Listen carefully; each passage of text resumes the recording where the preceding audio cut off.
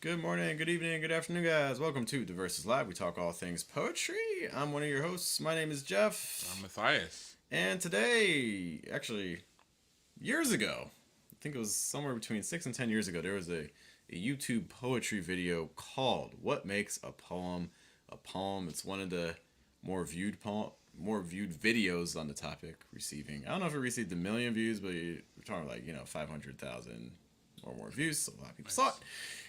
But again, that was some time ago and things have changed, so we're going to be analyzing to see if we agree with the definitions that they give for what makes a poem a poem. It's Sounds very good. controversial. But before we get to that, let's just kind of check and see what's going on for us and our lives, poetry wise. Matthias, what is happening for you and your work, artistic work? Because I know you're just doing the film and stuff too. Yeah, couple different things. I mean, one of the things is I've been putting together a proposal of sorts. I've been pitching a lot of different film ideas to a lot of different spaces. Just wanting to get things funded. So I have a grant right now that I'm working on right now. Hopefully, cross your fingers or don't cross your fingers if you're not in the position to cross your fingers. If your fingers are not crossable, Or it's going to cause you harm. or it's going in to any cause you way harm. if you're driving. You know don't what I cross mean? your Or if you fingers. already have your fingers crossed for another purpose, maybe you're like, my fingers came pre-crossed. Now I can't cross them any more than they are crossed. Don't even worry about it. But if you are able and willing to cross your fingers, cross them for me. Please cross your fingers. Say a shout out for me because I'm working on the thing is, I really want to get these films made, and they're really poetry connected. Everything that I'm doing right now is in an effort. I think we talked about this at the Pep and Poets a couple months back. Just my goal being to be able to merge poetry and the short filmmaking to kind of make those one universal universe. Together So, at last. Chocolate together. peanut butter, which I actually don't like. I mean, I can't eat peanut butter because I'm allergic. But there's like a small window of time in my life where I could eat peanut butter. And during man. that time, it's a pretty good combo. Yeah. If Solid you have combo. allergies, let us know what your allergies are. Yeah, please. We need to know. I don't know why we need to know. We're just Yeah. we're I doing just our have, we're doing our own research on the side. It's something. It's not poetry. It's just our nutritionist asks. I just have hatred of chocolate and peanut butter merged. Wait, where does this Pure hatred spawn from? Just tastes bad. Just the taste. I hate things that taste bad, and that tastes bad, so I hate it. That was Strong words, but I'm just Okay. throwing that energy into the universe like today. you often are looking at somebody's villain origin story. Like this, Jeff's already a villain. I've already arrived. I at woke this up. I villain chose part. violence today. This is And my then there he choice. is. So if you are a person who is a proponent of peanut butter and chocolate, don't take what he says to heart or think that you have to come find him at 124 Maryland Drive. Don't do that. Okay? Because I'm not there. Because it's a made up address. It's a made up address. You won't find it. We're trying to. Who save knows you if some it's a made up address? Yeah. I really hope if you lived at 124 Maryland Drive, anywhere Lock in your America, doors. please lock your doors. Our fans are incredibly dangerous and committed. Okay, they write poems just because.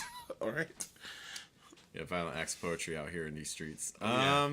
Okay, so we got But the short yeah, film stuff. short film stuff. Just been writing more, and just really committed to being able to kind of do the whole short film poet situational. How about you, man?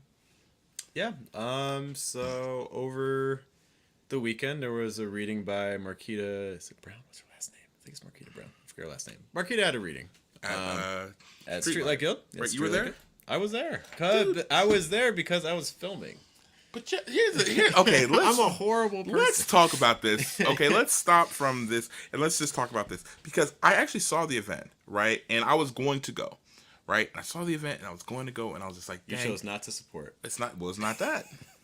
I had to work on this grant and I was just like, okay, I knew the grant. I still have a little bit of time to be able to submit the grant, but I know that my schedule won't permit me the rest of the time that I really want. So I had to really hop on it Gotcha. yesterday. But here's the thing about Jeff I said nothing. that I'm we a need to horrible- talk about. I didn't. Here's the thing about Jeff that we need to talk about. I'm a If bad Jeff person. says, "Hey, Matthias, I'm going to this event," you know what Matthias would have done?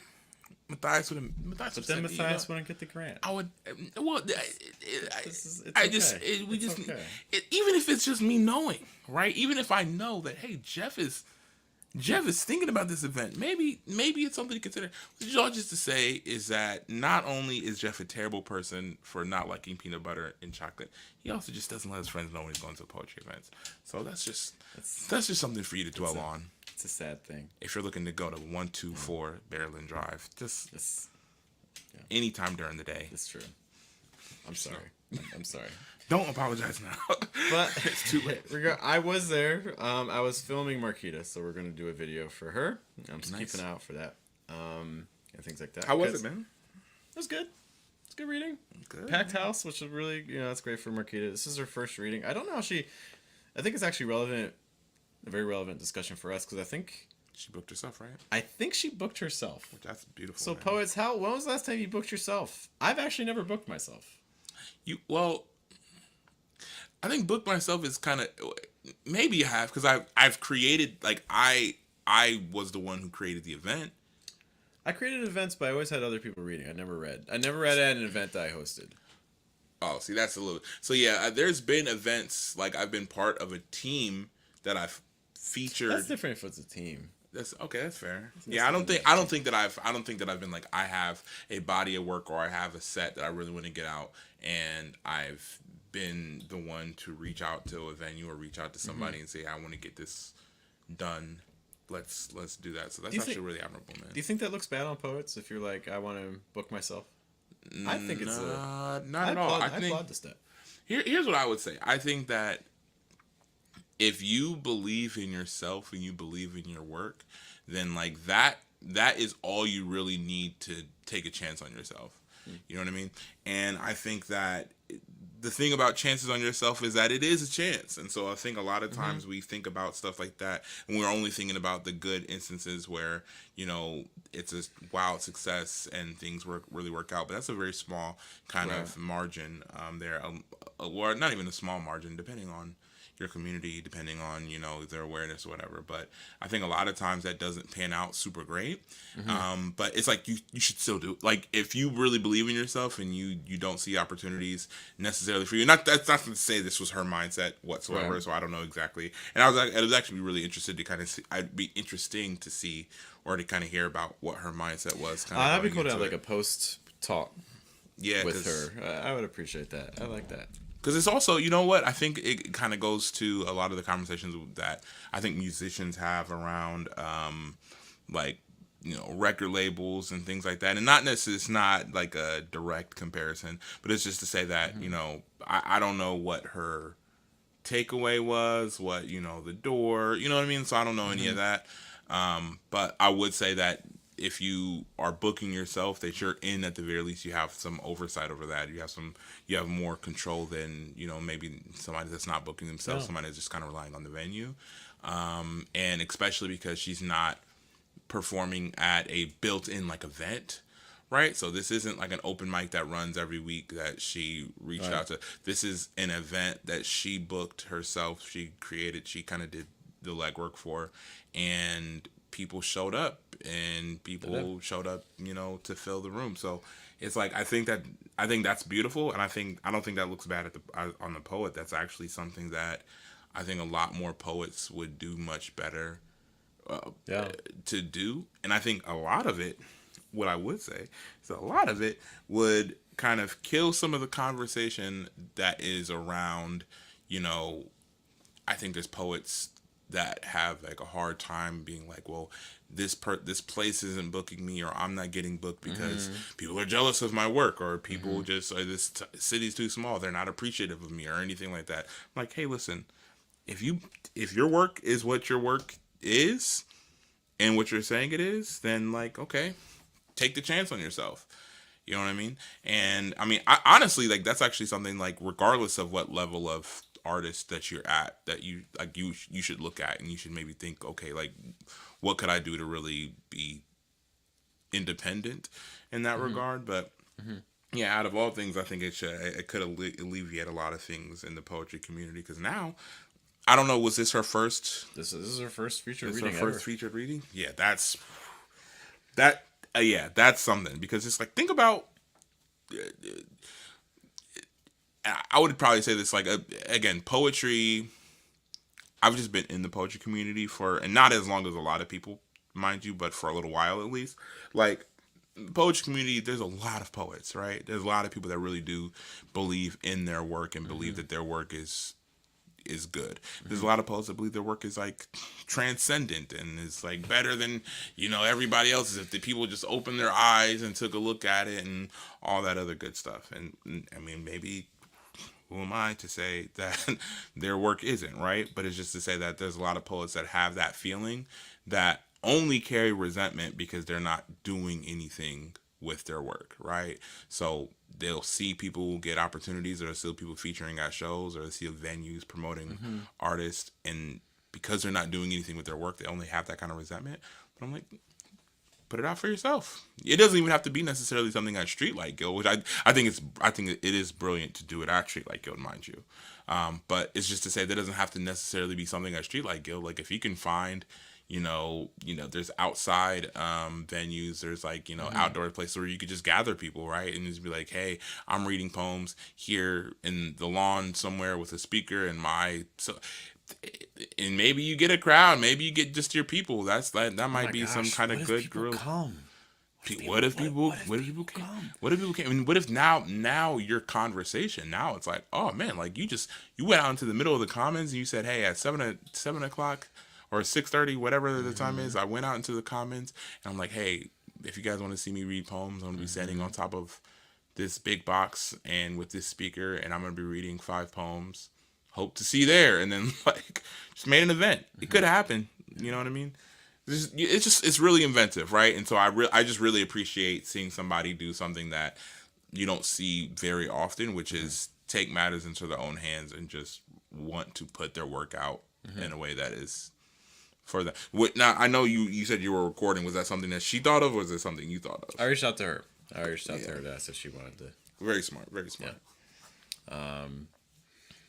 Yeah, so the room was packed. For those of you who haven't seen Streetlight Guild before, the setup's interesting. It has like the main room, and then which has a view of the stage, and then to the left there's like a side room that also has a view of the stage. It's a little bit smaller. So it has a pretty decent capacity. You could probably fit, I would say comfortably, probably 50, because that main room could probably hold. I was counting. Main room was probably about 30. Give or take. Really? I mean, you could do more if it's tight. Yeah, because I was thinking about the Rhapsody and refrains, like when they were like kind of full. Because the thing is, like, because the right side of the room has a row of like 4, but then the other side only has 2. So like that left side of the aisle is a lot smaller than the right side. So I would say like comfortably somewhere between 30 and 50. And then the other side of the room, you could probably squeeze another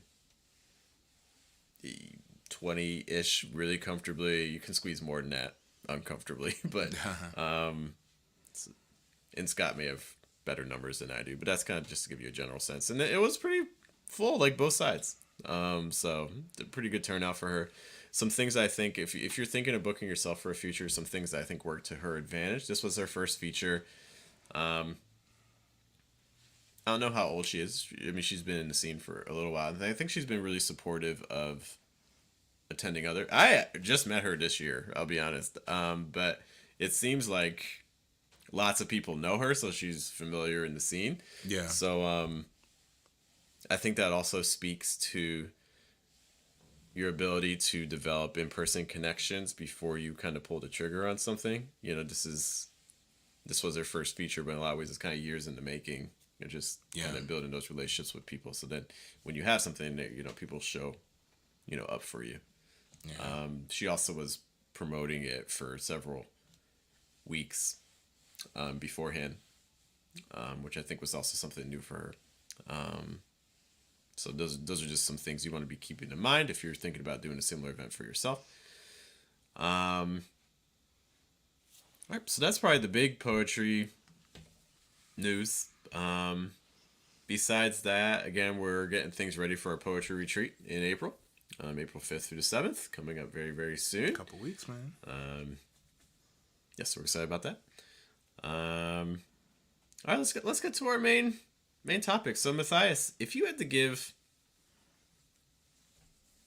before we kind of dive into the points that Melissa Kovacs, if I'm pronouncing her name right, that she gives for what makes a poem, how would you define a poem? What do you think is necessary to make a poem a poem? And we'd also love to know your thoughts as well, guys. But how would you define a poem? People have been trying to do this for Yeah, thousands of years, huh? that's kind of difficult. I think the problem with anything that I would say is that I could think of any number of things that even if I were to, I would say kind of like anything that I would say would be subjective. So I think the only thing that I could really say is like things that make me comfortable saying it's a poem. Okay. If that makes sense. I don't know if I can necessarily go about defining it, so to speak. But yeah, an abbreviated narrative, or man, because even that, like nothing about that would be kind of specific. Let's kind of break down some of these words actually. So Okay. why? Let's start with just abbreviated. So what made you reach for abbreviated to start? Because I think that my default would be, writing like a story, right? So if I'm not, yeah, that's kind of odd because I'm like, maybe if your default's not, a story, maybe if your default's like, man, I just want to write a couple sentences, and abbreviated might be a couple words, and a couple words could be a poem. This is a very difficult work. For sure. I'm asking you to stick a flag in something. I understand. I think that sense of concision is really important though, because I think this isn't typically, going to be like a 300 page endeavor. Yeah. A lot of times you're looking at something that's going to be half a page, several pages. I think nowadays you don't see many poems that go beyond that. Not that they're not out there, but I think that, but I think by and large, concision is a key aspect in focusing on a single moment, or like a single. The time frame feels a lot more compressed in a lot of poems than what you get for stories and things like that. For sure. I mean, and the thing is, like, a poem could be a story, could be an abbreviated story. It could be a longer story than maybe the narrative version of that story, or the non-attempt at poetry version of that story would be. So, I mean, again, it's just kind of hard to. It's kind of like when we're talking about sticking a flag in something. It's like anything that I stick a flag in, like I would immediately be like, I could write around that, or I could figure something out, or I could find an example that's not that I would generally, if not specifically, categorize as poetry. Why? What are your definitions, or what would you consider? Yeah. So I think abbreviated language, concision. I think I'm okay with that. I think a lot of times there's a greater sense of kind of wordplay with language and things like that. I think poetry, and this probably also is just due to the shorter form of it, allows so much more attention to fall on individual words, which allows words to kind of be used in more nuanced ways, surprising ways, unexpected ways. Even visually, there are things you can do that you can also do with stories, but you don't see it happen as frequently.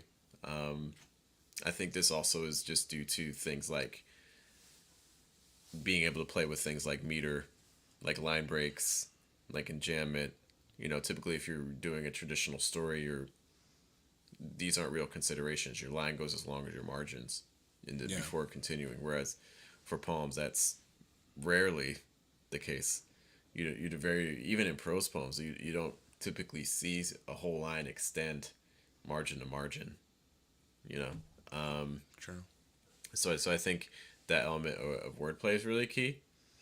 Yeah, and I think that at least on paper, I mean, now that you bring that up, like the like what it looks like on paper, or the design of the body of work written, there's typically some attention paid to that that's outside of just how it's read, but more. I mean, and a lot of it is due to how it should be read, but also like the way that it is papered or the way that it's written on the paper. There's like a design feature that gives it an extra aesthetic that's outside of just the words themselves.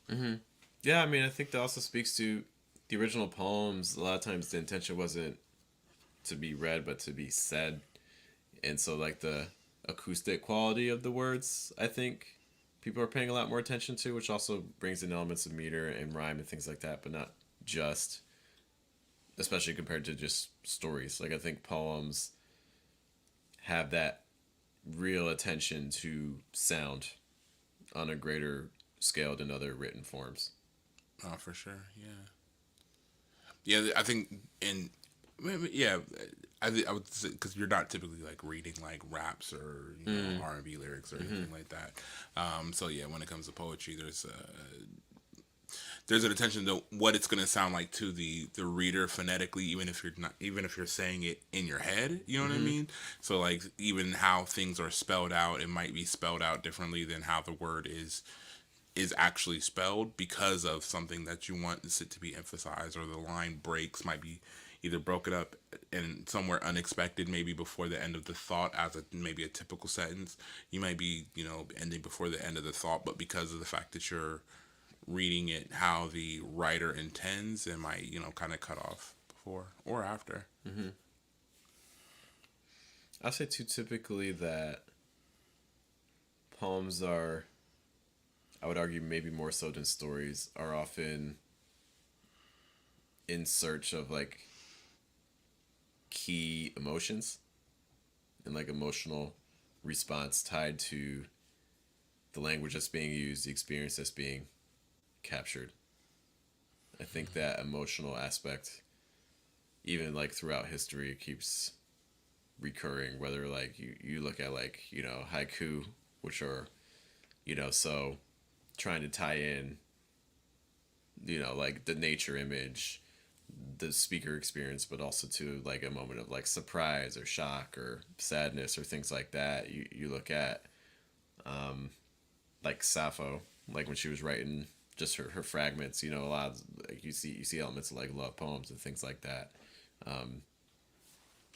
I think there's a lot of attention paid to in modern day poetry, just like tone and how are your word choices conveying the central emotion versus poems that kind of fall flat because maybe there's not a decided emotion and things like that. I don't necessarily, when I'm reading a story, I'm not necessarily approaching it from that same emotional standpoint, like trying to identify, okay, how am I supposed to feel after this and things like that. Whereas like for a poem, if I'm reading a poem, it's like, what's the speaker feeling? How am I feeling as a reader? What's causing me to feel like I'm paying a lot more attention to the emotional state. That's I don't think I necessarily have like a differentiation in like what I'm trying to perceive from the speaker, whether I'm reading like a story or a poem. But that's interesting. I think I'm more keen of it in poetry because of its brevity, right? So I think because in a story I might not be checking in with that, like, okay, what is the reader processing here or here as often, whereas with a like like a novel or anything like that, but like with a poem, it's like because of its typical brevity, or comparative brevity, that's something that I'm like, okay, the title, where what happened here with the title, what happened with the first line, what made them enter the poem with this line and not this line that's right underneath it, and things like that. And maybe I only do that on the second read, but at the very least, like I'm not doing it half as much in a novel if I'm reading one. And I think this again kind of tied to the brevity. I think poems have this reputation for being puzzles and mysteries and things like that, which can be problematic because it makes everything become a symbol, and people are like, can't the thing just be a thing? Which it can be, but then at the same time, it can also be a symbol too. So I think I feel like poems have that almost that sense of like doing detective work to kind of be like, okay, everything, because it's so concise, the decisions become so much more urgent. And so it's like picking apart, like, okay, they used this specific word or they included this specific description. You look at the title to provide some context. Like everything, there is kind of this aspect of like everything working together in a poem towards a single goal a lot of Yeah. times, which with a story I don't think you always necessarily get. I don't want to say like there's like throwaway language in a story, but it doesn't. I don't think you often have. It's rare where I read a book and feel like every single word feels so crucial to the entire story. I think one of the only books I read that I really felt that was To Kill a Mockingbird, because I felt like To Kill a Mockingbird, every single line is either describing a character or it's describing the scene around it or it's describing the time period. Like everything's contributing to the world building on such a great degree. But I think the majority of books I read, I enjoyed them, but I don't think, are there things that maybe could have been cut and the story doesn't lose anything? Yeah. Yeah. And the thing is about To Kill a Mockingbird, it's absolutely not an instruction manual for how to kill mockingbirds. So if you're looking for that, that's not what that book's about at all. Hold up, what did I read? 'Cause I definitely killed a mockingbird after I Clearly read said that. step one. After I read that book, I killed that Take mockingbird. the bird. Put your hand on the beak. Say, stop mocking me.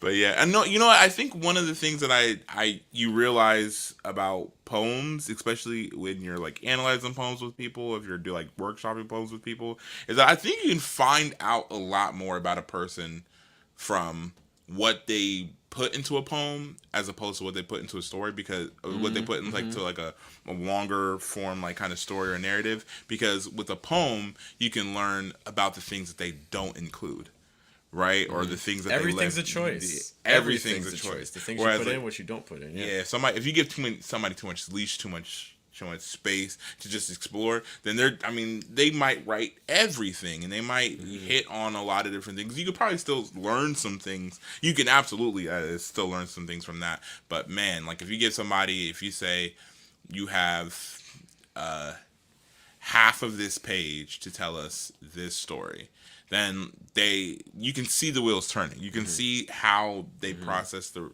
space. You can see how they process the words. Like maybe they or give them a limit of words, right? It's like, oh, that's even harder, because like we used to do these kind of exercises. In like high school and stuff like that too. Like we were like, okay, you have 50 words to express this poem, or like this is like a free write or something like that, but you have 50 words to do it. So yeah, you have to make very quick choices, and very clear choices that you probably think over about 5-10 different times, maybe more. Like, okay, let me take this out. Do I express this here or here? Do I already say these words? Do I need to take out this kind of repetition? Does it sound monotonous and things like that? So because of that limitation, we talk about this a lot, like when it comes to like limits are freeing, because it gives you the framework to really be to really be expressive in, and I think that kind of that aids with expression. But yeah, you can learn a lot about how somebody processes a subject, or how, man, we did this writing workshop. It was a couple years ago. It was actually with no, it wasn't a couple years ago. It was last year, 2023. Yeah, so like it was last year, and it was I didn't do it. I was like in the writing workshop, but it was with Black Women Rise actually. And when they were running this workshop, it was so interesting because like one of the people in the workshop, she was like writing the poem, and then like you could see the kind of like shock even at herself. She's like, oh, what happened there? Like, what happened there? Like, she's even kind of surprising herself, because like maybe she's thought about the narrative version of this poem all her life, right? Like it was like a poem about something from her childhood, and she was like a little bit older, so she's like she's been thinking about the narrative version of this thing in her life, but when she had to abbreviate it, she had to make it concise and direct at a direct thought. And I think like something in the prompt was like to say something specific and then kind of break something down throughout the poem. Like I'm not going to be able to remember. I don't remember the exact prompt specifically, Right. but it was like something around there, and like you could see this participant, she's like looking at her poem and she's looking at her words and she's even shocked, and when she ends up reading it for the group afterwards, she's just like, yeah, I didn't even know, like I didn't know I thought that way. I didn't know I thought, like, yeah, like I that'll do. happen. That'll happen. Oh my goodness. So yeah. Interesting thing, and it does some interesting things with your brain too. So Yeah, I mean that's very similar to what happened at Cali. I mean, there's the idea that a poem's not really done until it surprises you. Like you need to learn something about yourself in some way if you're really pushing. that's why I throw books at people, because it's like if they're shocked, I'm like, oh, that poem's. That's, Oh, look at that. That's a Oh, it's just a poem. that's a book of done poems that just gave you a concussion. But that's an exercise that Greg Pardlow does. Is that one of his first days? He just gives you this really tricky prompt. It's like you have to like retranslate a poem into like a Shakespearean sonnet into like 3 different languages and then back into English, and then you take a line and use it in your poem, and then there's like all these meter restraints and things like that. And the end result is a poem that's like a quarter of a page, but from that poem he can be like, oh, so you have like issues with your dad. oh, you got me again. She's my therapist. Like takes his mustache off. Like it's like that, or like oh you have trouble with you struggle with commitment and like stuff like that, and it's just like just from like a quarter and like I feel like you get that level of introspection from a poem, which you don't hear about that sort of exploration as much, I feel, with fiction and other forms of writing. Yeah, well, I think it's too long form, but also B, I think the problem. You know what I think it is? It's because it's so long form that by the time you really started exploring that, you probably stop, and then you're trying to figure something else out, and you might take a while with a poem, because it's so the brevity. It's like you get it out, or you get a good amount of the poem out, and then you're like, wait a minute, that's me. That's I think it's also easier to find the moments where you hide stuff, because usually in writing in poems there's usually a tell where you can find the moment where someone starts hiding, and once you, I think, have an eye for it, it becomes a lot easier to detect, because it's like, oh, like we've mentioned it before, like something structurally just happens very different than the rest of the poem is, and that's usually a sign that, oh, might be something that's worth exploring. Have you ever hit anything in poems? Probably. I mean, yes, but I can't tell you what they are. My they're treasure. You'll never find it, you pirate. It's like once my mom asked me, like, Jeff, was I a good mom? It's like, well, I think you were, but I think I let me let repressed some all of the this bad trauma stuff. Yeah, I wave repressed all the off of me over traumatic the years. And she's like, what trauma? It's like, I don't know, it's repressed. I'm very good at repressing things. I know. So yeah, I mean, I think it's really hard to do that work on your own. I do my best to try to find it, but the mind's a powerful thing. If it doesn't want to reveal something, it's going to do everything it can to not reveal it to you. It's almost like this separate entity. It's hard. Bruce Lee said something. He said, a fool can learn more. No, a wise man can learn more from a fool's answer than a fool can learn from a wise man's answer. Yeah.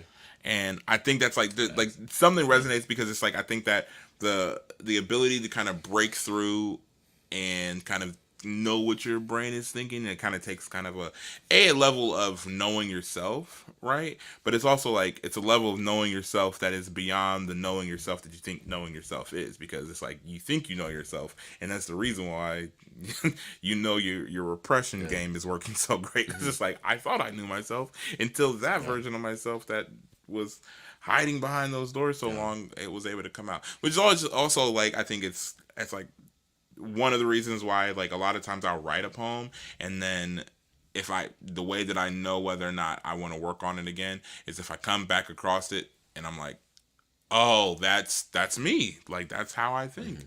And then, like, maybe like some edits that I need to be able to do, or that I would do to the poem after that. But Yeah. Yeah, and you can tell when you're like analyzing a poem when you struck the thing that someone's hiding, because during workshops they'll be all cheery and happy and answering questions, and then you ask the one question and suddenly a lot of times you can even just see it on people's face, just like stonewall and like slow answers and lots of hesitation and sometimes even pushback, sometimes even like violent and aggressive pushback. Yo, it can be wild, man. we did. Okay, so here's the thing. So before we took like the little break, right? We used to have the open mic, the Diversus open mic at Third Way Cafe, and yeah, you guys should go there this Friday. Yeah, We'll talk about it later on, but it'll be there. We'll be there this Friday, so you should be there. But so I think we had one of the kind of like people would sometimes do a poem and then we would talk about people's poems. And I remember somebody did a poem, and it was like somebody I had never seen at the show before, but she did this poem, and she did this poem about her relationship with her ex or something like that. And it was like this very contentious, like, he's this, that, this, third. Everybody loves using the word narcissist and all this other stuff like that. And then after the show's done, she's asking, what did you guys think of the poem? What did you guys think of the poem and all this other stuff? And people were kind of giving their feedback, and most of it was like, yeah, no, I thought it was good. It was a really passionate, like, a really took your passion to the poem. And then I was like, do you think he thinks you're a narcissist? I feel like, okay, I should have said it. It was the right thing to say. But I do think that it was one of those questions that in real time you don't really think about, but it's like, I don't know whether or not he thinks she's a narcissist, but I do know is that she's talking about their relationship on an open mic by herself and giving one side of the narrative. And I don't know what you think a narcissist would do. But I'm not saying that's absolutely narcissist behavior. But I'm saying that's not back. Okay, that's not narcissist behavior. She never came back. And yeah. She never came back. Yeah, and the divorce will be final in 2 weeks. But yeah, no, that was just an interesting thing. I don't think I used, like, again, I think in real time, it was like the thing that was weird about it maybe was that everybody else was like building up, and I think a lot of times in those spaces, people are like looking at Jeff and I as like, oh, like, you guys are running this, like, what do you guys think about this? And I think that sometimes I'm not the best. Jeff is a lot better at being like, let me find something good about your poem first, right? Jeff is much better at that. Hamburger. Jeff is much better at that. For me, it's like the thing, I just say whatever is at the top of my head. And so the first one was like, do you think he maybe thinks you're a narcissist? Because it's like, you talk about yourself a lot in that poem. Which, again, I think maybe that was maybe a conversation for her therapist. Who the heck knows?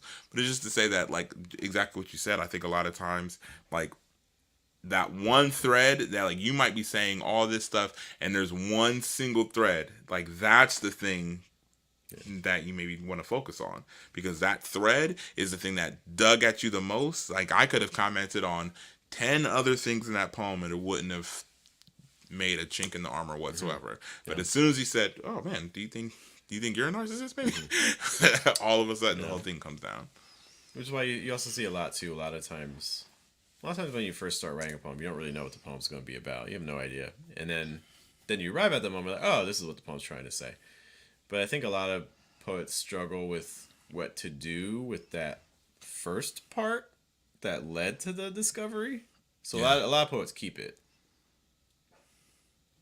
But that's the reality is that, you can keep it, but it might be worth starting a new piece just entirely on the discovery and seeing where that goes, because that's really where the heart of the poem is. But that takes work, because you spent all that time kind of navigating and you finally arrive at it and you want to make it work, and I get it, but that might not be what the poem actually wants to talk about.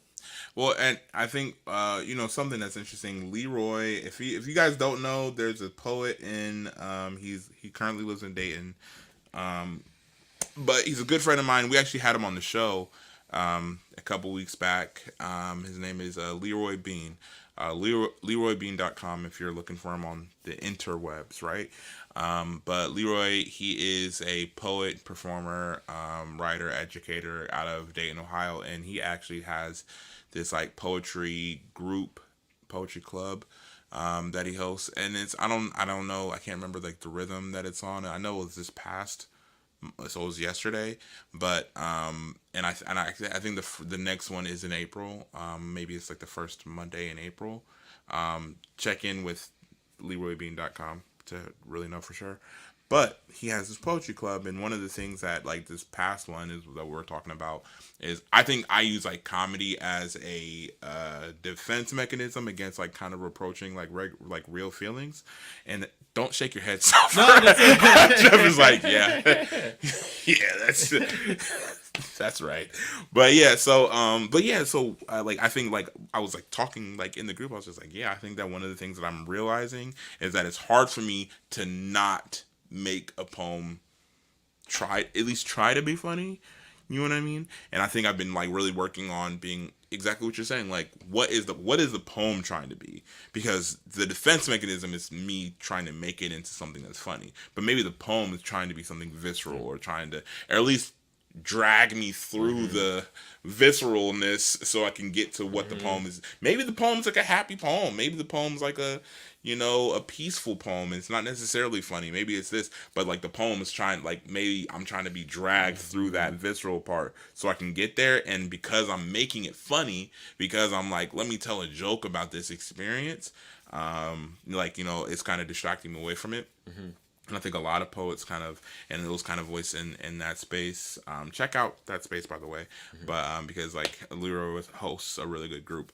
But I think in real time, like everybody else is able to kind of give some commentary. Like, yeah, I think that a lot of times I go into my poem knowing what I want my poem to do.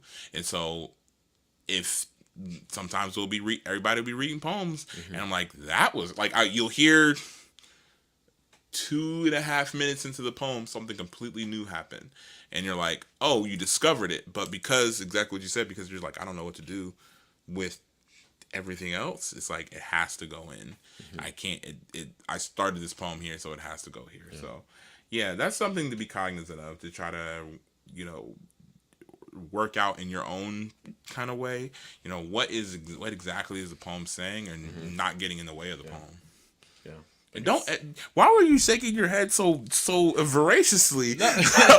We're gonna come back. I think humor is a common defense mechanism people use. That's fair, yeah. I think it's a common, when people are uncomfortable, it's a way to establish comfort, I think. Yeah. It's like it's a valve, because like laughter is like an involuntary guttural reaction, right? And so I think a lot of times discomfort or anger, not at its upper limits, and a lot of times at its upper limits, is a deliberate kind of action, right? And if I'm angry, I'm processing the thing that makes me angry, and I'm going for it. I'm like, this. Whereas a lot of times, like laughter is something that a lot of times you can't. Like, one of my favorite things to do with like Ajane at shows, shout out to AJANA, one of my favorite things to do is like to be texting her through the show, because it's like at a poetry show, calm and you're listening and all this other stuff, and then just try to like make you break character, try to be like laugh or something like that, because it's like that's not something you're necessarily controlling. If you read something funny, if somebody hears something funny, you're gonna laugh, and I think that little release valve kind of releases some of the tension, so you don't necessarily feel it later on. And also, I will say this too, but it's also, humor has a large place in poems, even if it is a visceral poem. And I think a lot of times the thing that humor does is it takes down your defenses, so that something that is supposed to hurts even more because your defenses were down. I think about like Yeah, no, I think about it like if somebody's like walking around and they have like a band-aid on like a cut, and you're like, okay, good, I got a band-aid on the cut. You know, it's healing. It's in the process of healing. Now, if like somebody like pours water on it, the band-aid doesn't rip off, but it kind of comes off. The adhesive kind of comes off. That's like the laughter. That's like being funny. It's like I didn't really realize like, man, I'm just been cracking up this entire time, and now my wounds are kind of exposed, but I kind of let them be. Now it's like if you slap that cut, now you're like, oh my god, look like how much more painful that is. So there's a way for it to be a mechanism. I don't think there to be a mechanism in the poem. I don't think I use it as a mechanism in the poem as much as I do like as a mechanism for me, so that I can say those things and feel like at least I made you laugh earlier, so we're fine, we're friends. That's the middle child talking. I'm just thinking back to when I was working with like a corporate language center, and sometimes like, I mean, this was a company that had chains like all across, there were branches all across the country. So sometimes the president will come into town or something like that. Friend of the 50 branch company comes to you. It's kind of a big deal, especially like if you're an admin. And so those were often the times I would actually make the most jokes and things. Like, and I think that it's a way of like you would make trying most to, jokes when like the big boss came in. Okay. yeah. Because I think it's a way to like try to like even the playing field. Because it's like, it's not the same. Like, you're the president of the company. I'm like the little admin of like this local small branch and things like that. But it's a way of kind of drawing like some common ground to a degree. People admire people that are funny too. I think it's because it's like it's not something that it's a sought after skill, because a lot of people can't do it. A lot of people can't really be funny. It's true. And so if you can be funny, you can kind of be like a unicorn in a space of people that's not funny. Dude, so funny. So the company that I work for now, when I first started working for them, like just kind of relating to your story too. Like when I first started working for them, it was like, I want to say, and this was years ago. This was 2018 actually. I'm sorry. And 2018, I started working for them, and during that time, like I think it was like we would have like these meetings and stuff like that, and we were a much smaller company at this point, but somebody was just like, "Oh, he's funny," and like it kind of snowballed into now I was like running, and again, I'm a customer support rep, so I'm not even like I'm not saying I'm nothing to the company, but I'm very small potatoes in comparison to a lot of these other job titles. But like literally we would have these like Monday meetings where it was like the entire company was there. We're talking about new product. We're talking about this. And like, I'm just like literally hosting the meeting, because like I can literally, and my whole thing was when new people came to the company, I was supposed to like introduce them, and I would literally give like a little joke about the person, and then it would just keep going. And I was like literally a thing that I did for like months, was just to say that like people gravitate towards humor in a lot of ways. I think people gravitate towards comfort, and I think humor is often viewed as comfort because you're obviously comfortable enough to say the joke and things like that, and it like brings people together. It's a risk. Yeah. Have you ever said a joke and it didn't land, and then you had to just every day. I try to every day. I try to every day. I wake up and I just turn the caffeine. And I said, knock, knock. I just wait. And then I leave. I know everyone's in just such a dire state of suspense. Let's get into Melissa Kocacs. What actually makes a poem a poem? So what were the points that she actually raised during their video? And see if you agree with these points. And again, we would love to know what your own points are. So first thing she says is that poems are drawn to languages, musical qualities, which I think is something, I think we touched on a lot of these points.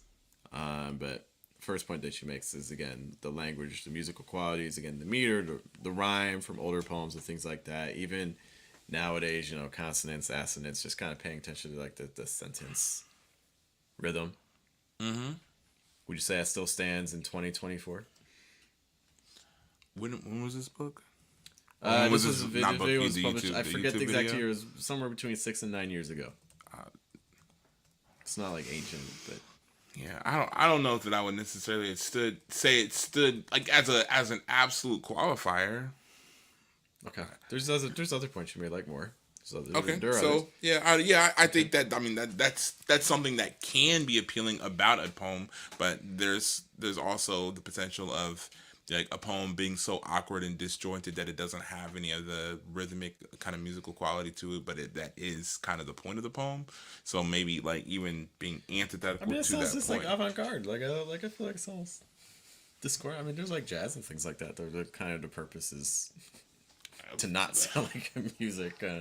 You said jazz is trying its best No, not to I'm sound not like saying. I'm music. not saying. I'm sorry, all I you did not jazz say. listeners out That's there. not what I said. Jess, I don't know why I Jess said that has is this not. long-standing I didn't beef say jazz. with I peanut said butter and chocolate and specifically- jazz. But if you're peanut butter That's and not- chocolate alright. jazz listening to, You guys can go individual- back and listen to what I actually. Don't do that. said. Don't try to check my facts. Just listen to what I say right Just now. ignore the fact I was referring to a specific branch, and not even all of that branch. But fine, that's fine. Did you say you hate ranch?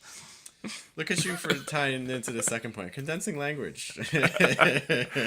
Yeah. Which again, I think is something that we touched on. So I think poetry's ability to kind of compress. We're dealing with space that tends to be not the same as, like, for instance, stories, fiction, and things like that. Yeah. For the most part. Another thing that she brings up is this concept of intense emotion. It's something that we had mentioned earlier, is starting off with different forms and ancient forms like haiku and like Sappho and things like that. Something that we didn't touch on, which I think is fair, is like the ability to the connection to memory. So poetry is being used as ways to convey stories passed over time. I think you think back to, like, especially like your epic poems and things like that, but not only. Although you also see stories doing this too, like your parables and things. I got a couple more that she used. Visual play with language. I think you see a lot more experimentation with form, with the, Yeah. the visual appearance. Probably the easiest example is if you have a poem about the wind, but you set that poem as like a block. You can use that as irony. Because the wind's moving around, but you have this like very firm, rigid thing. Or you could break away and instead have like kind of words scattered all across the page, like the wind is kind of like rustling through them. I think because poetry is often working with a more condensed space, people are more willing to engage in that experimentation. I think a full book, 300 pages of words everywhere might be a little bit demanding. One book that does a lot. Did you ever read House of Leaves? I have not. No. So good. Oh, that's such a good book. House of Leaves does some experimentation with language, but I mean, it's a long book. It's 600 pages or whatever. And even the times when it's playing with language most explicitly, those are sections. So it's not like the entire book. Right. And I think when we're talking about kind of rearranging or playing with language, I think there's an intention behind it that's making a point that it's making a point that coincides with whatever's happening on the page, right? So just like you said, like the form, like if like you're talking about like the wind or talking about like anything like that. So it's like now you have like the reason why you might do that is to either be ironic or to just play directly into the scope there. So I mean, there's a lot of poems that do things like that, which is just to say that you wouldn't use if you couldn't justify it. Like I think a lot of times when you talk about like as long as you can justify it, as long as you can think about like, okay, this is the trajectory of my thought towards having this form look like this or having this section look like this. If you can't really justify it on the page, then there's probably some work that you still have to do. I would agree with that. Similar tied to that, Melissa brings up line breaks, which again is just not something you find as often in prose fiction, things like that. And then lastly, they bring up this idea that poet used to be a verb. I forget what language, probably Greek, but I could be wrong. Feel free to correct me. Which means to create. So poetry, to poet, it's the act of creating. I thought that was nice. Maybe you don't, but that's fine. I don't know what to make of that, but that is the final point there. Another thing too is, I think when we mentioned this word a couple times already, but I think a lot of times with poetry, the typical forms for poetry are usually like three main ones. You have your narrative, which is more story based. You have your lyric, which is more emotion based, and then the words used to convey that emotion, and then you have irony as a tool. And usually poems aren't 100% any one of those categories, but usually there's one that they lean towards the most. Now, to end our show, there's one final point which I think here today in 2024 is most ripe for being disrupted. And it is the point that people can identify AI poems versus human poems. And I think 6 years ago that's a valid point. That was the point that was the point that came in towards the end of it, yeah. Okay. That's fair. So now, Matthias, we're going to test you to see if you can. Test. We're going to test Matthias to find out. Can Matthias find out who is a robot and who is Emily Dickinson? Or is Emily Dickinson a robot? That's what we're going to be doing. That's the real question. So let us pull up a test. There's 3 questions to this test.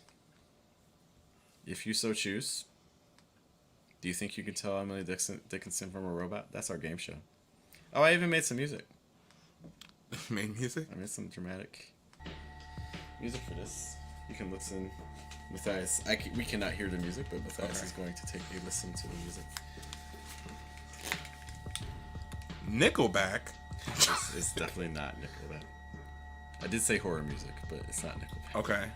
That's our music. All right, you ready? Yep.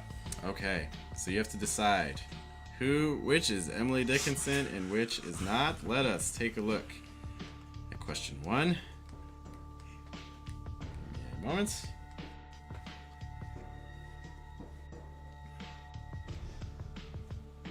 All right, so I'm gonna read them. So option A. Hope is a thing with feathers that perches in the soul and sings the tune without the words. It never stops at all. It's option A. Alpha, if you're wondering. Okay. Option B, beta. Dreams are whispers of stars. Their shimmer in the velvet sky, guiding ships through treacherous seas, a map when all seems awry. One of these is Emily Dickinson. One is decidedly not Emily Dickinson. I'm going A, Emily Dickinson, B, AI. Hey! I did it. You got it! Yeah! Alright, we're 1 for 1. What a great batting average. So the first one is Emily, the second one is a robot. Our friend ChatGPT makes regular appearances in our show. Alright. Oh. Second question. You should have Allen Iverson write some poems, and I can see if it's AI or AI. Oh, that would be so good. He used to rap. Does it? I don't know if he had a full album, but he has. I don't know if he has any poems, but he did rap. He did rapping. All right. Same thing. One of these is Emily. One of these is not. Option A. Let's go. I've heard it in the chillest land, and in the strangest sea. And on the strangest sea, yet never in extremity, it asked for a crumb of me. B. I've seen them twinkle in the eyes of those who dare to dream, their constellations mapping out a path through life's extremes. This was a little harder than the first one, maybe.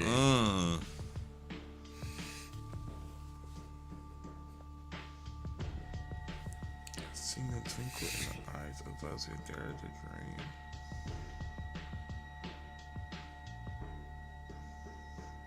I'm gonna go same configuration. Emily A, AI B. That's right. Yeah. That's right. Hey, let's go!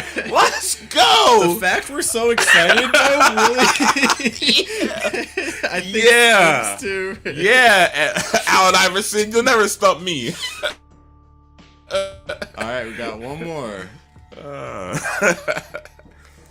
Allen Iverson, if you're really out here listening to this podcast, I just want to let you know I'm one of your biggest fans, man. You're great.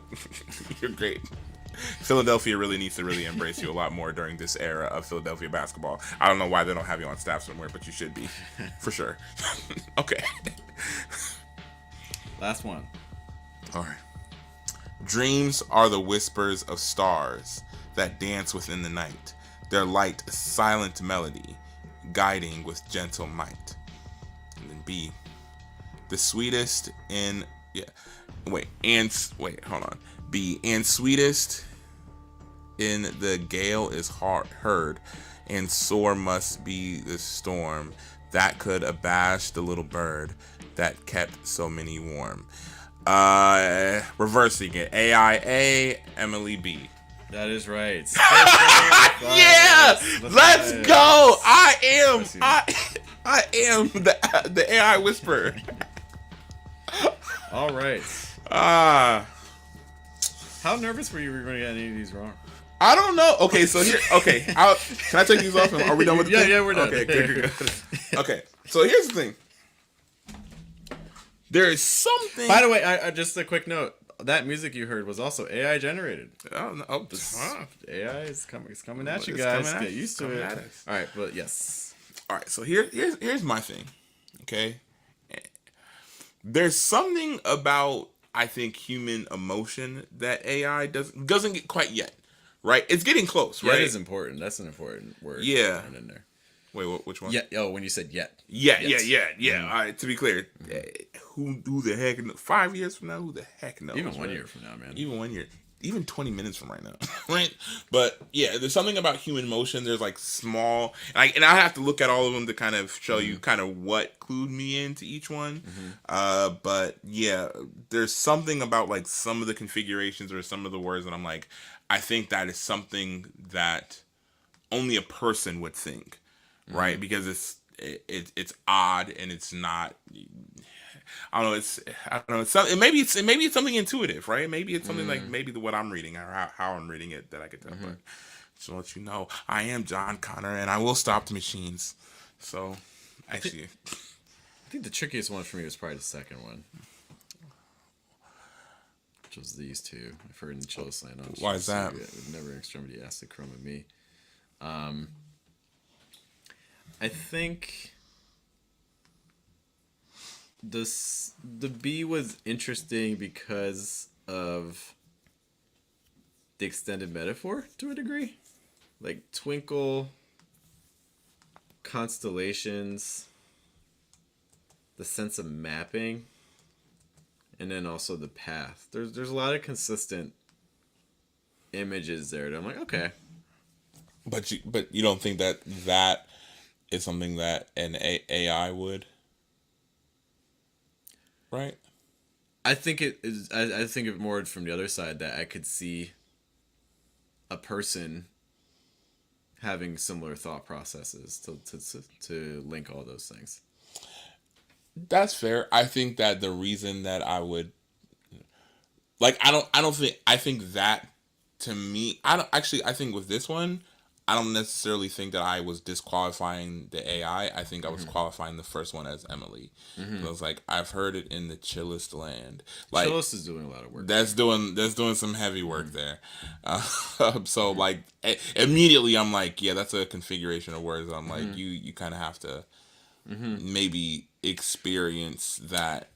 I'll put it. Yeah. I think in the comparison between the two, chillest identified that as human to me, and also that's a crumb of me. Yeah, that's such a unique turn of phrase that's like, okay, human to me.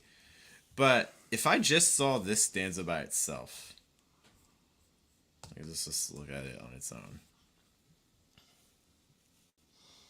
I mean,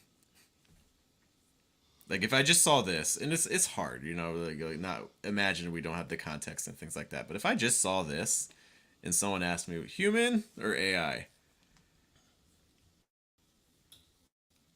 I don't know.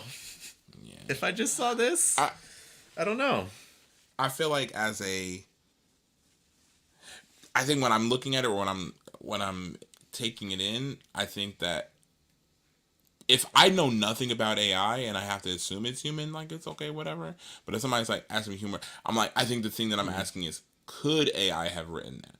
And I'm like, I think AI, like if you, I'm like, as a prompt, it's like if you give me like, okay, you're giving me some consistent images, right? So I'm like, do I think that AI would use consistent images? And they're not necessarily inspired images at that, right? They're fairly direct. So it's like, okay, you've given me consistent, not really super inspirational images here. So I think like that would, to me, would signal AI's work. I don't disagree with that, but a lot of beginner poets are also not necessarily straying from that a whole lot either. Which is okay. which is just to say that like I think right now AI maybe writes maybe beginner level. I would say like AI is Poetry, capable of writing passable high school level poetry. Yeah, I mean, no, for sure. Like, so I'm like, it's not taking, again, to our machine overlords. I'm not taking this away from you, right? Like, I don't think I would agree. Like, I think that for sure, which is just the reason why I'm saying that. Like, the thing that to me, I'm like, that poem doesn't disqualify itself immediately for me as being an AI poem. Whereas like the chillest, like as soon as I read the chillest, I'm like, that's a human wrote that for now. Yeah. Cool. I passed the test, guys. You passed the test, 3 for 3. That's just... Hall of Fame batting average right there. Yeah, man. That's pretty good. All right. I guess just to wrap up, those are most things I had. Some reminders of things happening this week for everyone paying attention. Wednesday, we have our webinar teaching you how to take your writing and make a course out of it, things like that. That's at 9 p.m. every Wednesday. On Thursday, 12 to 1:30 p.m., we have our free author photo shoot. So if you're trying to get a free author photo, I'll be somewhere downtown in Columbus. You can find me and get your free pick. Get there. And then on Friday, of course, we have our open mic. Oh, yeah. Down at Third Way Cafe, 7:30 p.m. 2 poems. Completely free. All right, by the way, there's a new open mic in town. I don't know if you saw it. It's on third Wednesdays. I don't know why everyone's picking Wednesday. Like, do you guys, like, look... like, do you look? All right, so like this is a minor. Third Wednesday. Wait, is it tomorrow? That's a good. I think it is tomorrow. That's a double check. I'm gonna double check it. Put it in the group. Because tomorrow is the 20th. It should be. Yeah, I think it may be tomorrow. Like, guys, so if you're gonna host a poetry event, some things you might want to consider. Are there other events already run on that night? Yeah, tomorrow's the third Wednesday. Third Wednesday, yes. It's this what one is it right called? Here. Say Word Wednesdays. It's a poetry night. Which, isn't there already one that's like, say that? Isn't there a show that's like, say that? Guys, so like, can we just talk for a minute? Like, okay, you want to start a poetry show. Cool. Go for it. Go nuts. Do some basic research. Do research on names. Are there any ones that have names that are similar to you? Do research on times, because using Columbus as an example, we don't have that many weekly mics. Our mic is one of like 2 or 3. Okay? There's us. There's the Cauldron, which is on Wednesdays. And there might be one more that I'm not... Oh, there's like the Dead Poets. I don't know who goes to that, but that's on Mondays. There's Trans Arts open mic, which was today, actually. But it's not every week. Trans Arts. Is it? It's not every week. I don't think it's that. There's not that many weekly ones. Okay, so there's that. But then there are like, when is B. Arlene's? Is it on Wednesday? It is tomorrow. I believe that's a Wednesday. So now you have 2 mics, and now there's this one. So now you got 3 mics. Yeah. Meanwhile, the rest of the week. I'll say this. I don't know from the look of the flyer, and I know the person. I know at least like one of the Okay. people that are on the flyer.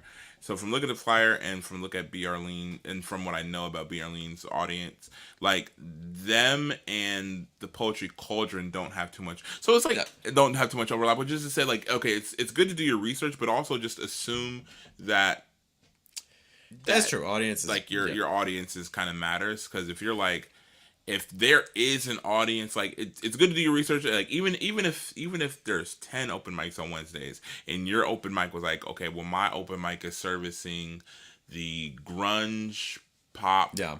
So it's you good. know, It's good to audience. subsection That's that 100%. don't really go to open mics because there's not an open mic for them, and like you create that, like that's perfectly fine. I would have to.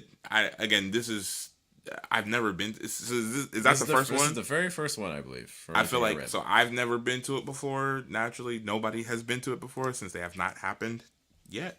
I would wonder if there's some overlap maybe with them and B. Arlene's, but it's kind of hard. It's kind of hard to. You don't think so? I imagine there could be Maybe. some overlap, but I don't Audience know. wise. But we'll find out. Shout out to the Poetry Cauldron too. I think that like one of the things about Poetry Cauldron that I really appreciated is that Poetry Cauldron kind of was in a position where it was comprised of people that saw a gap opening up in a space that they really enjoyed, and they really enjoyed poems, and they knew that people enjoyed poems on this day in this location. And they were like, well, because it kind of came out at the end of writer's block, right? And so they were like, they were committed, and they were students, and they were respectful, and they've been able to build something that is completely their own and really unique, and I think that like that's really admirable. Shout out to Poetry Cauldron. Shout out to B. Arlene's show, Higher Vibes. I haven't been to this show, but you know, again, I don't know how things are gonna run. I don't know anything like that. But if you're somebody who's like kind of take the chance, I think we kind of talked about it a little bit, like kind of taking a chance on yourself. You know, I would always be like, know your reasons for starting an open mic, or know your reasons for starting really anything. That way, you're not disappointed when expectations that you didn't really plan for happen or don't happen. But yeah, I mean, hopefully things go well. I don't know. Send me that flyer. I gotta see that flyer. I gotta kind of see what's going on right there. What's going on tomorrow? Do you want to? Are you going to anything tomorrow? It's hard because I teach in evenings and things like that. They'll teach themselves. I wish say- I wish they did teach themselves. That's how I'm gonna raise my kids. I'm gonna put on SpongeBob has like 30 seasons, right? So I could just put on SpongeBob. Eventually, when you watch the entirety of SpongeBob, you learn as much as I know right now. So if I want my kid to be as smart as me, then Well, there's that. Yeah. well, if that's all you're reaching for, I guess go ahead. All right, that's it. I'm gonna end this here. Thank you guys for hanging out with us. We'll be back next Tuesday with the next episode of Diversity Live. Once more, my name is Jeff. Nice. We'll catch you guys next time. Take care. Have a good day. Good night. Good afternoon. Bye, guys.